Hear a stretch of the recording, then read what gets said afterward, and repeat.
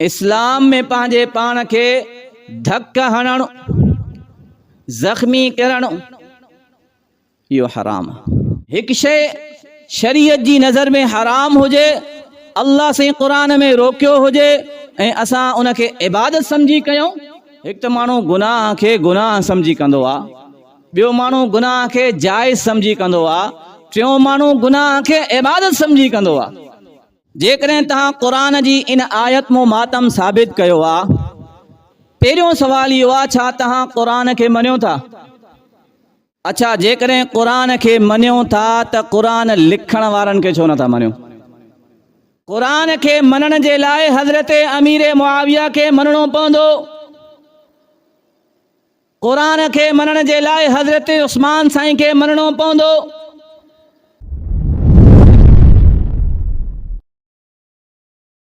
हिकिड़े शख़्स सवाल कयो त साईं, हिकिड़े ज़ाकिर क़ुरान मां 6 सिपारे मां मातम साबित कयो आहे, कीअं साबित कयो आहे? सूरत निसा में अल्लाह साईं फरमायो, ला युहिब्बुल्लाहुल जहर बिस्सूइ मिनल क़ौलि इल्ला मन ज़ुलिमा। इहा आयत त उनजो चवण इहो त इन्ही आयत मां मातम साबित आहे। कीअं साबित आहे? इन मसइले खे चङी तरह सम्झो। बास नादान माण्हू अहिड़ी ॻाल्हि ॿुधी करे परेशान थींदा आहिनि त शायदि इहा ॻाल्हि असांजा आलिम सगोरा असांखो लिकायूं वरिता। हाणे इन्हनि दलील वरिती आहे त क़ुरान में मातम जाइज़ आहे, छो त अल्लाह साईं फरमाए थो त नोहा करणु, शिकवा शिकायत करणु, रोइणु अल्लाह साईं खे पसंदि न आहे, लेकिन सिर्फ़ु उहो शख़्स करे सघे थो जंहिंजे मथां ज़ुल्म थियो आहे। इहा उन्हनि जी माना आहे। हाणे सवाल इहो आहे, जेकॾहिं तव्हां क़ुरान जी इन आयत मो मातम साबित कयो आहे, पहिरियों सवाल इहो आहे, छा तव्हां क़ुरान खे मञियो था? अच्छा, जेकॾहिं क़ुरान खे मञियो था त क़ुरान लिखण वारनि खे छो नथा मञियो? क़ुरान कंहिं लिखियो?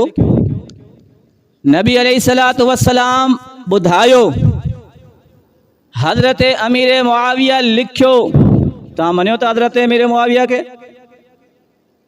हज़रत उस्मान साईं लिखियो, मञियो था? जॾहिं तव्हां लिखण वारनि खे नथा मञियो त क़ुरान खे कीअं था मञियो? हिकिड़ो माण्हू, हिकिड़ी मां मिसाल दुनियावी ॾियां थो। हिकिड़ो माण्हू तव्हां ॾे कंहिं बादशाह जो पैगाम खणी अचे त साईं फिलाणो बादशाह तव्हांखे ही हुकुम ॾिए थो। हाणे जेको शख़्स तव्हां ॾे पैगाम खणी आयो आहे, तव्हां उनखे पंहिंजो दुश्मन सम्झो था। छा था सम्झो? दुश्मन सम्झो था। त हाणे इन हुकुम ते तव्हां अमल कंदो? पैगाम आणण वारनि ते यकीन न आहे त पैगाम ते कीअं यकीन थींदो? क़ुरान खे मञण जे लाइ हज़रत अमीर मुआविया खे मञणो पवंदो। क़ुरान खे मञण जे लाइ हज़रत उस्मान साईं खे मञणो पवंदो। हा, जेकॾहिं तव्हां चओ था असां यकीनन पूरे क़ुरान खे मञूं था ऐं तव्हां दलील वरिती आहे त ही मातम आहे, साॻी सूरत में अल्लाह साईं फरमाए थो, वला तक़तुलू अनफुसकुम। हिते मातम साबित आहे, हिते अल्लाह साईं मना थो करे।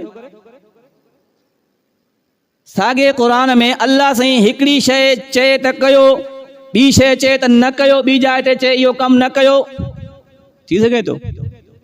हेॾे अल्लाह साईं फरमाए मातम कयो, हेॾे अल्लाह साईं फरमाए वला तक़तुलू अनफुसकुम, पंहिंजे पाण खे न कुटियो, पंहिंजे पाण खे ज़ख्मी न कयो।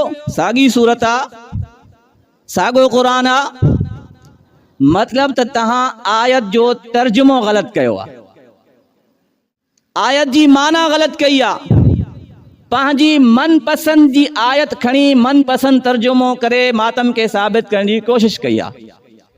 जेकॾहिं तव्हां क़ुरान खे मञियो था त क़ुरान खोले सभ खां पहिरियों सूरतुल फातिहा खोलियो, इय्याका नअबुदु व इय्याका नस्तईन।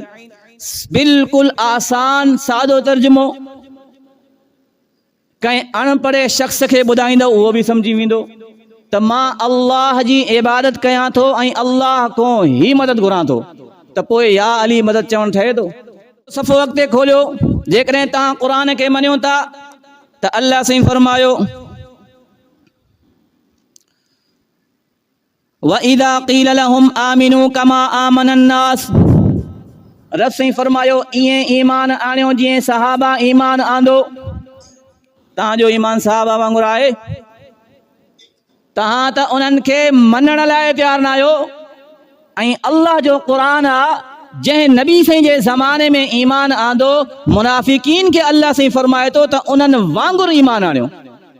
जेकॾहिं तव्हां क़ुर खे मञियो था त हदीस खे मञणो पवंदो, छो त अल्लाह साईं फरमायो वमा यंतिक़ु अनिल हवा इन हुवा इल्ला वहयुन यूहा, मातम ते ई अचूं था।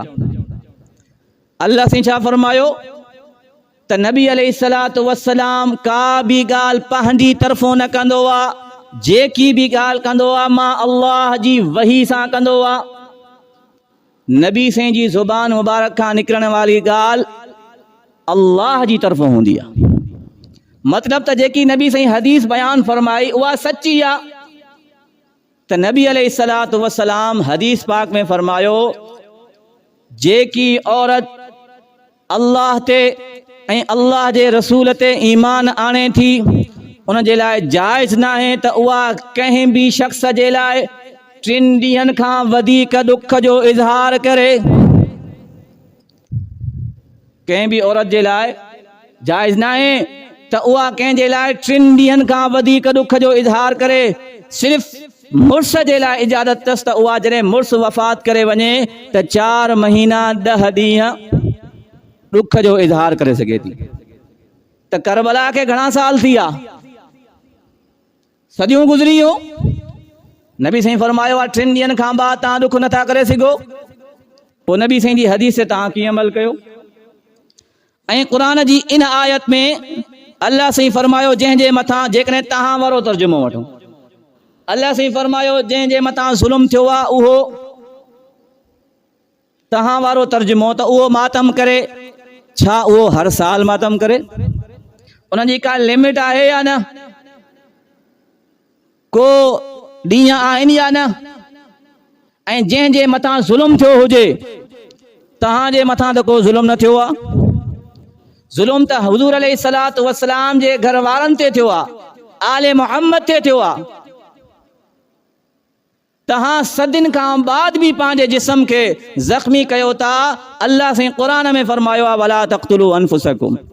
हिकु शइ शरीयत जी नज़र में हराम हुजे, अल्लाह साईं क़ुर में रोकियो हुजे ऐं असां उनखे इबादत सम्झी कयूं।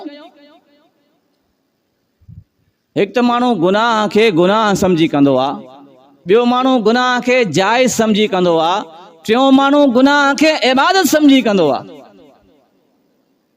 त इहो केॾो ख़तरनाक आहे।